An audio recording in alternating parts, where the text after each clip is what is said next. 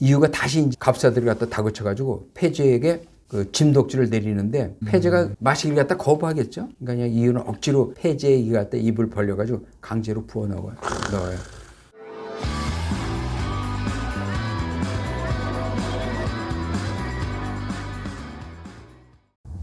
반갑습니다.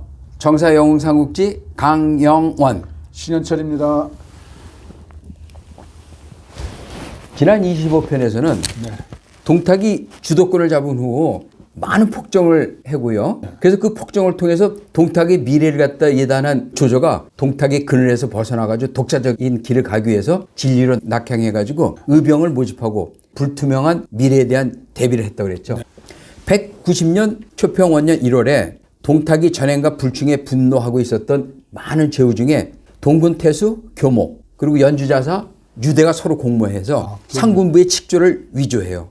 그리고 각 지방이 제후 및 호족에게 동탁을 도모하라는 거짓 경문을 이제 돌리는데 이때 원소도 기주에서 동참무사를 밝히니까 발해 태수로 이끌던 관병 그리고 원소의 인망을 따르는 모병들이 들어와가지고 3만 명의 병사들이 원소에게도 몰려들어요. 나관중 모태 삼국지에서는 교모와 유대가 조칙을 돌린 게 아니고 조조가 황제 조서를 뿌려서 여러 고을의 제후들을 봉기시켰다고 되어 있는데 이것이 꾸며진 이야기인가요? 정사에서 그 나오는 얘기하고 전혀 다르게 이렇게까지 소설화시킬 이유가 뭔가 한번 생각해 봤어요. 그러니까 이제 어차피 모든 일의 장점이라든지 포인트는 조조, 유비, 관우, 장비, 제갈공명, 송견 이런 사람에게 몰아주기 위한 하나의 소설적인 기법이 아니었나 생각해요. 근데 그거는 역사 속에서 맞지 않은 얘기더라고요. 교모하고 유대의 거짓 경문에 천하의 모든 제후들이 동조하지는 않았어요. 그렇지만 총 18개 지역에서 제후 및 태수 그리고 조조가 의병 5천을 이끌고 동참무사를 밝혀요. 원소가 그때 자신이 거기장군이라고 자칭을 해요, 스스로. 하고 이제 병사를 이끌고 먼저 이제 진류에 도착하는데 이미 화북 16개 지역에서 동참무사를 밝힌 군웅들이 한 명씩 진류에 이제 당도하기 시작하는데 뜻을 전해온 군웅들의 순서로 이제 정리된 그 연판장을 원소가 들여다보고 놀라움을 금치 못해요. 모두 당대 이름을 갖다 날리기 시작한 뼈난 군웅들이기 때문이었죠. 제일 먼저 연판정에 참여 의사를 밝힌 장수는 후장군 남양태수 원술, 그리고 기주목 한복, 그리고 예주자사 공주, 그리고 연주자사 유대, 그리고 한해태수 왕광, 그리고 진류태수 장막, 동군태수 교목, 그리고 산양태수 원유, 그리고 제북상 포신, 그리고 북해태수 공룡, 그 다음에 광릉태수 장초, 그리고 서주자사 도겸, 그리고 그 서량 군벌 마등, 그리고 부평태수 공손찬, 그리고 상당의 군벌 장량, 장사태수 송견, 그리고 발해태수 원소. 그야말로 후한의 그 연거는 거의 모두 연판장을 이제 기인했던 거예요. 원소는 이 기세만으로도 동탁은 스스로 무너질 것이라는 안이한 생각을 할 정도가 되겠죠. 그 천하 18로 제후가 반동탁 연합군을 기치를 갖다 올려가지고 했을 당시는 반동탁 연합이라는 하나의 공통된 충의가 있었던 거예요. 충성된 마음. 근데 후일 이 반동탁 연합이 이제 실패하고 그리고 이제 그 이들이 공동 목표가 사라진 후에 그 이들이 그 군웅이 서로 이제 맹렬한 각축을 벌이면서 위촉오 상국으로 이제 정립되게 되는데 그 정립되기 전까지 영토로 벌이는 쟁탈전이 호수가 이제 이때 생기는 거예요. 그래서 이로 인해서 후한 당시에 이 전투가 이제 벌어지기 전에 6천만 명의 통계를 갖다 나타내던 인구가 그냥 가혹한 전쟁에 이제 희생이 돼가지고 위촉오 상국이 이제 끝날 시점이 돼서는 2,300만 명으로 줄어들어요. 보다 극단적인 통계에서는 1천만 명밖에 살아남지 않았다는 통계 결과가 나올 정도로 한왕실의 군전은 결과는 심담했어요. 그냥 전쟁으로 다 죽었군요. 그렇죠. 민간인들이 더 많이 죽은 거죠. 중국의 어떤 역사학자들은 사실 이렇게까지 그 통일된 국가를 갖다 만들지 않고 분열을 일으킨 탓을 어떤 경우는 유비에게 들리는 경우도 있어요. 유비가 유표 밑에서 그 있다가 이제 조조가 거의 천하를 갖다 이제 그 통일할 시점이 돼가지고 결국은 그 패망하고 송건에게 넘어가죠. 그래서 이제 송건을 갖다 이제 부추겨서 적벽대전을 일으키면서 또 다시 이제 상국이 갈라지는데 그렇지 않고 그때 유비가 그 송건을 부추기지만 않았으면은 송건도 항복하고 그래가지고 결국은 중국의 그 6천만 인구 중에서 그래도 한 4천만은 그대로 살아남을 거를 삼국이 100년 동안을 싸우는 동안에 그 인구가 뭐 1,000만 명, 가혹한 통계일 경우 최종 잡아도 2천만 명여 명 정도라고 해요. 그래서 이런 많은 인명살상의 책임을 유비에게 돌리는 역사학자들도 있어요. 아, 그렇군요. 지금 아프리카에서 내전으로 그렇죠. 뭐 많이 죽는 거나 뭐 그렇죠. 비슷한 상황이군요. 그렇죠. 한실 천하에서 네. 그 거세에 참여하기로 약속한 지휘관은 제후가 17명이었죠. 그렇죠. 빨간 게 전부 다 그 제후들인데. 네. 그리고 의병장 조조를 포함하여서 총 18명이었는데 네. 실제로 참전한 주요 인사는 10개 지역이 제후 그리고 스스로를 분모 장군이라고 자칭한 조조 네.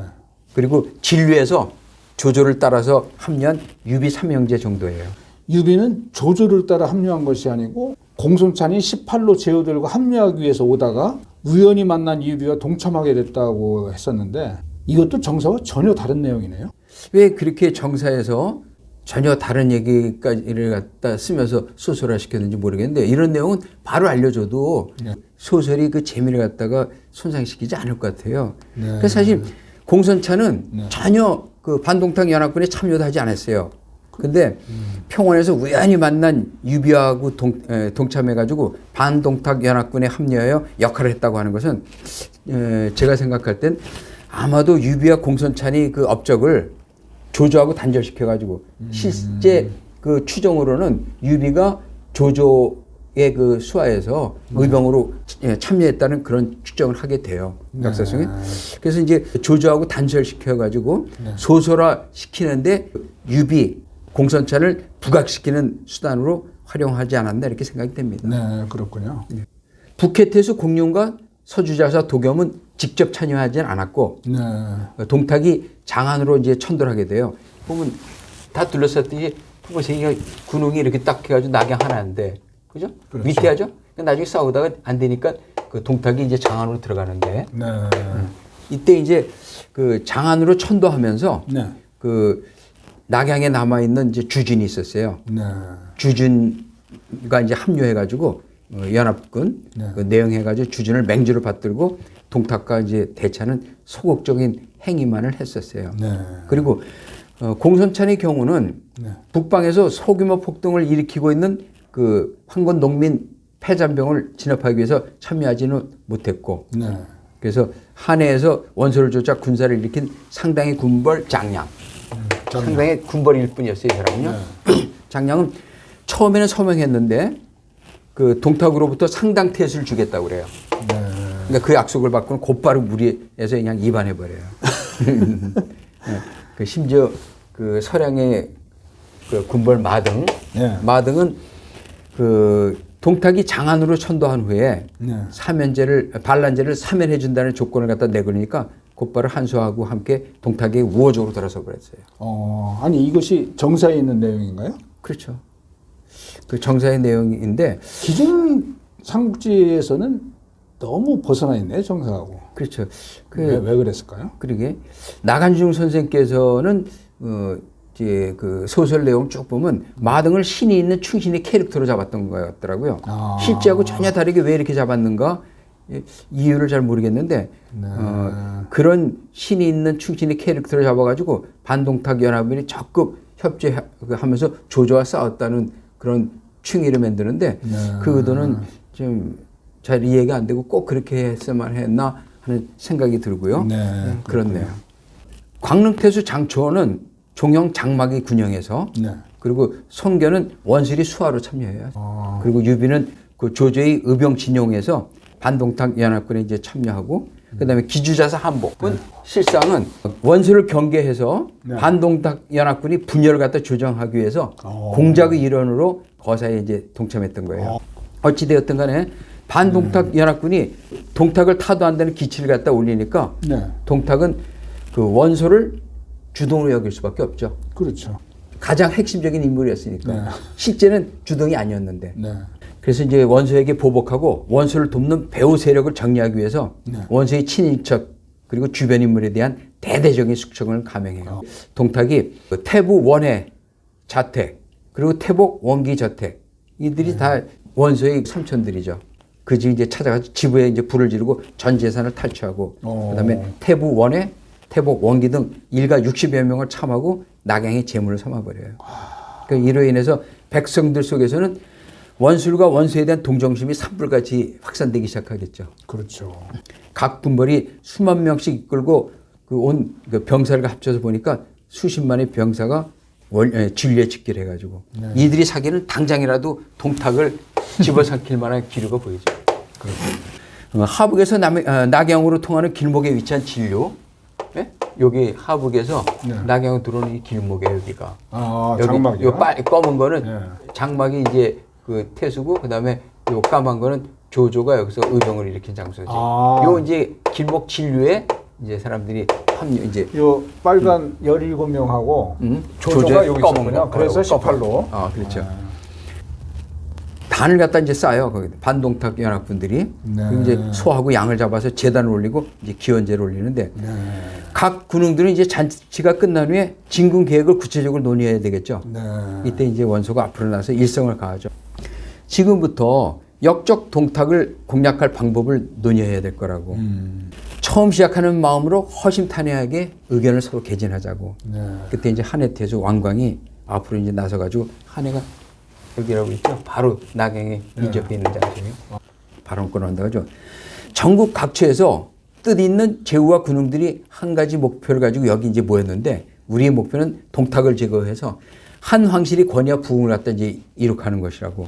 이 하나의 목적으로 해서 성공적으로 이행하려면은 연합군이 체계적인 운영을 하기 위해서 맹주를 세우고 그 맹주의 명에 따라서 일사불란하게 군을 통솔해야 된다고. 18로 제후들이 이구동성으로 말하겠죠. 연합군을 효율적으로 운영하려면 지도자가 천하 사람들이 인망을 받아야 한다고. 이에 합당한 사람을 여기 계신 여러 군웅들이 추대해 줬으면 좋겠다고. 어느 분을 맹주로 모시는 게 좋겠냐고. 이때 이제 조조가 나서서 논리정연하게 자신의 의사를 밝히죠. 불초맹덕 한 말씀 올리겠다고.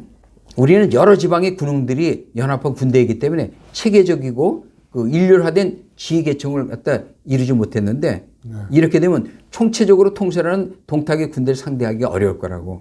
지휘계통을 효율적으로 하기 위해서는 천하의 명성과 명망이 널리 알려진 바레테스 원소를 갖다가 맹주로 삼는 게 적격이라고 생각한다고.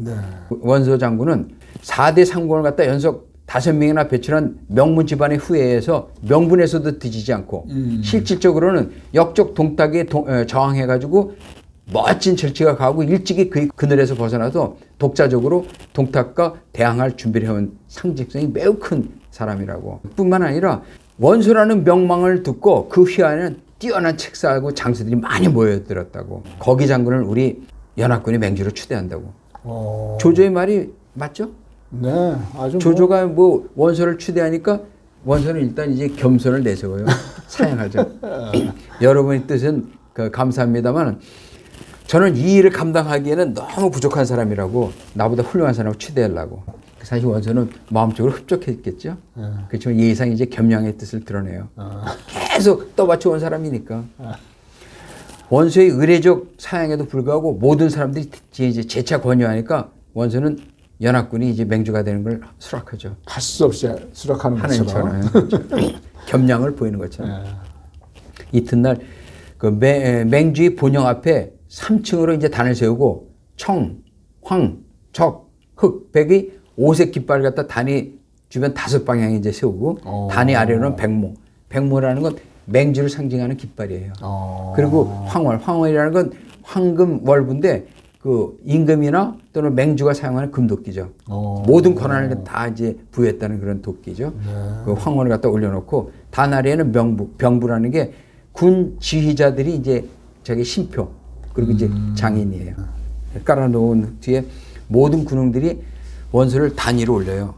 이제 단위로 올리라는데 그 단위로 올리기 위해서 이제 양쪽에 있었던 군웅들이 이제 둘로 딱 동서로 갈라지죠. 그렇겠죠. 그 가운데를 원소가 딱 지나가서 이제 단상에 올라서 의연한 결기를 갖다 드러내면서 맹약의 글을 이제 선포하죠.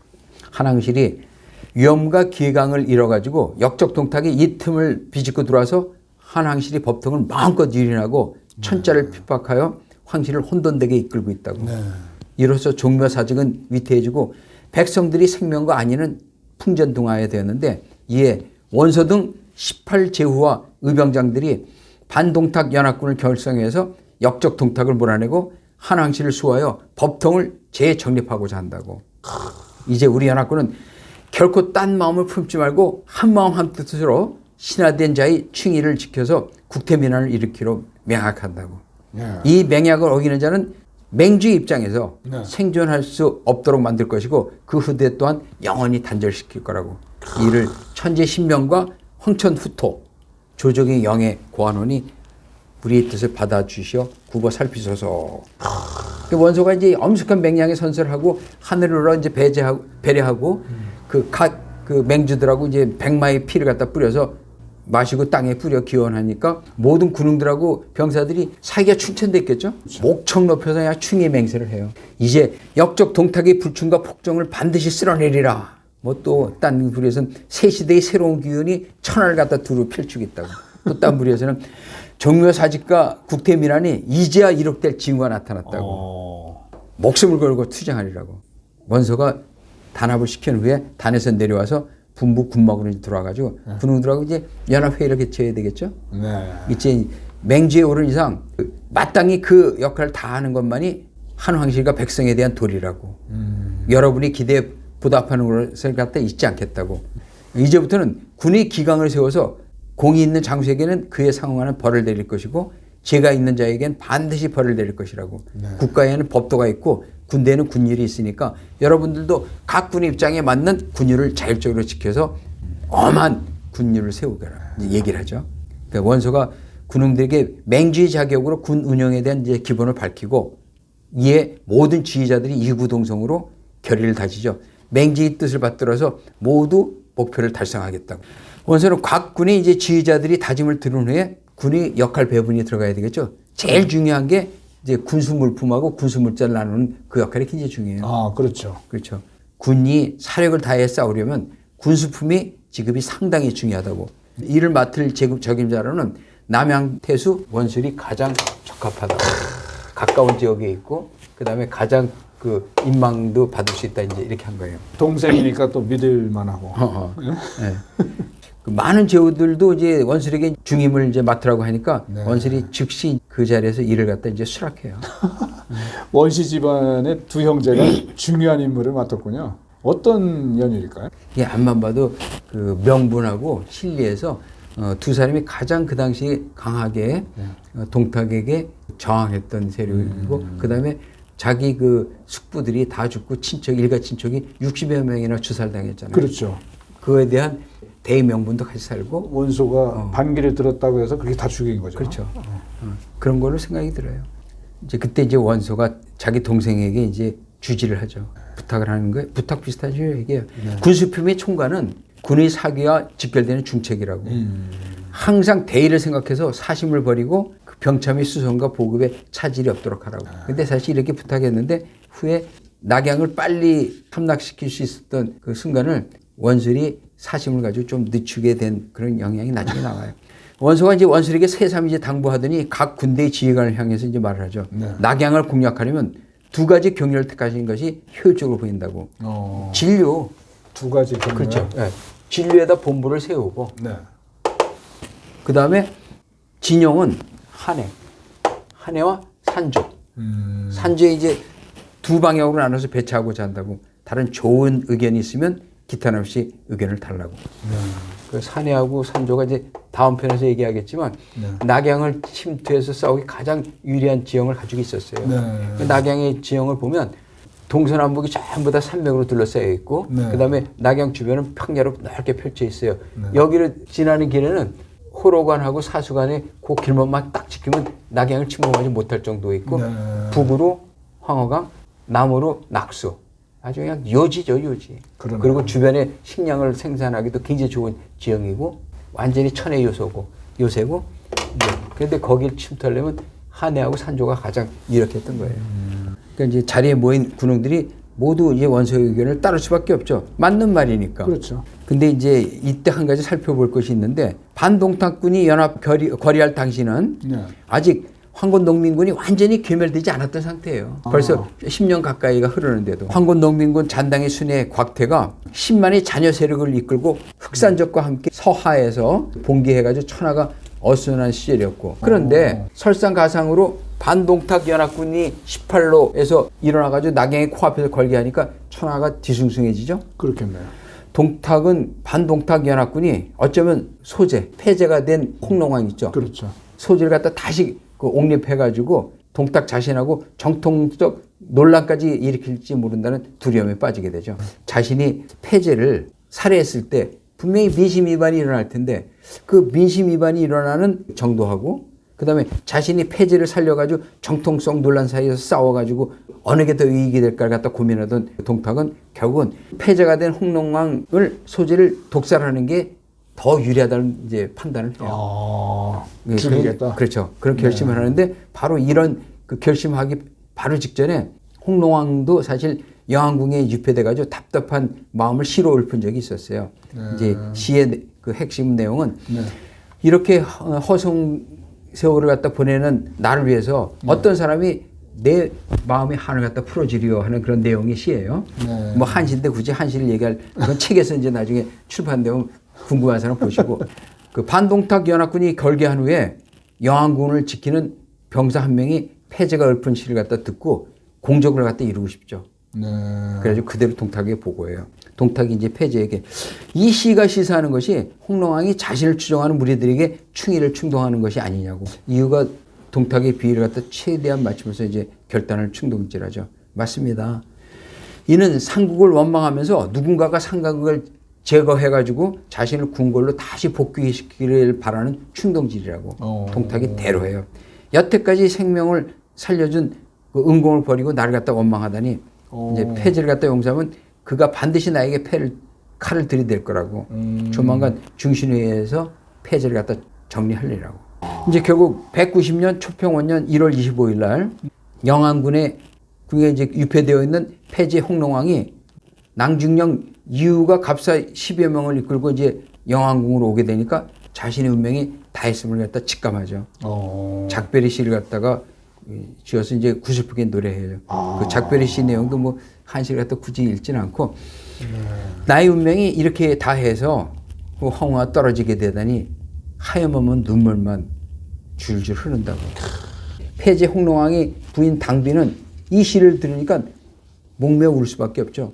눈물을 머금고 이제 답시를 보내는데 그 답시의 내용도 서글픔은 이루 말할 수 없지만 생사가 서로 다르더라도 영원히 황제를 따르겠다고. 패제 홍농왕하고 당비 이별시가 너무 애처로우니까 홍농왕에게 짐독주를 주려고 왔던 갑사들 자체가 모두 이제 고개를 돌리는데 이렇게 간 작전을 수행할 수 없죠. 이유가 다시 이제 이 그 갑사들을 갖다 다그쳐가지고 패제에게 그 짐독주를 내리는데 패제가 마시기를 갖다 거부하겠죠. 그러니까 이유는 억지로 패제에 이 갖다 입을 벌려가지고 강제로 부어 넣어요. 패제는 죽으면서 당비에게 이제 당부하죠. 황후는 천자의 정비이니 내가 죽더라도 절대로 다른 관리나 백성의 아내가 되어서는 안 된다고. 이때 이제 당비가 한없이 흐느끼면서 응답해요. 폐하, 아무 걱정하지 마시고 편히 가시라고. 소첩이 어찌 천자의 정비로서 아무에게나 시집을 들 수 있겠냐고. 먼저 가시더라도 편히 계시다가 소첩이 이승을 떠나서 폐하에게 갈 때 그때 다시 만나 천년 만년 해로할 것을 약속드린다고. 그런데 이런 약속이 과연 지켜질까요? 천년 만년 후에 지켜질까요? 그렇다면 여기서 끝을 맺어야지 다음 편이 궁금해지겠네요. 그렇겠네요. 예, 그 다음 편에서는 18로 제후들이 전투 상황을 이제 통해서 멋진 장면들을 제공하기도 하겠습니다. 다음 편이 기대됩니다. 끝까지 시청해 주신 시청자 여러분께 감사드리고 다음 편에도 많은 기대를 부탁드립니다. 감사합니다.